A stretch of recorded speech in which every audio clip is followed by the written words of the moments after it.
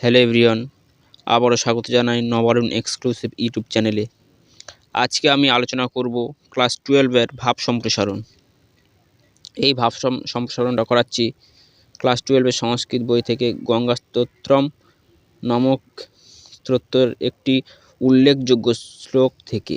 আশা করছি এই শ্লোকটি আসার সম্ভাবনা অত্যাধিক। তো বন্ধুগণ, চলো শুরু করি আজকের ভিডিও। ভাব সম্প্রসারণ। তমসি গতির্মম খলু সংসারে, এই সংস্কৃত লাইনটিকে তোমাকে ভাব সম্প্রসারণ করতে হবে। কী লেখা আছে দেখা যাক। সনাতন ধর্মের পবিত্র নদী হলো গঙ্গা।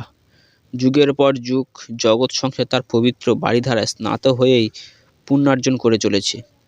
মথুরা, বারাণসী, হরিদ্বার, কাশী প্রভৃতি তীর্থক্ষেত্র গঙ্গার পবিত্র জলধারায় পুণ্যভূমিতে পরিণত হয়েছে। যে কোনো মানুষ মোক্ষ লাভের জন্য গঙ্গার জলে স্নাত হয়ে ভবসাগরকে উপেক্ষা করে স্বর্গপথে অবতীর্ণ হতে পারেন। মানে এখানে শুধু গঙ্গার মাহাত্ম্যটাই বললে হয়ে যাবে, এত সহজভাবে আমি লিখে দিয়েছি। তারপর দেখো, গঙ্গা তার সব মহিমায় খ্যাত হয়ে ভারতবাসী তথা বিশ্ববাসীর কাছে নিজের মহিমায় আকৃষ্ট করেন।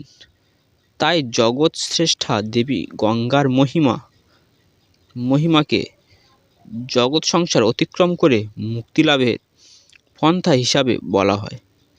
মানে বুঝতেই পারছো যে কতটা সহজভাবে আমি লিখে দিয়েছি। এতটুকু লিখতে পারলে তোমাদের 5 নাম্বার।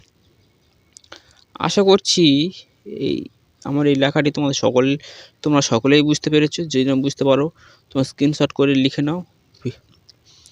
আশা করি ভিডিওটি সকলের উপকৃত হবে।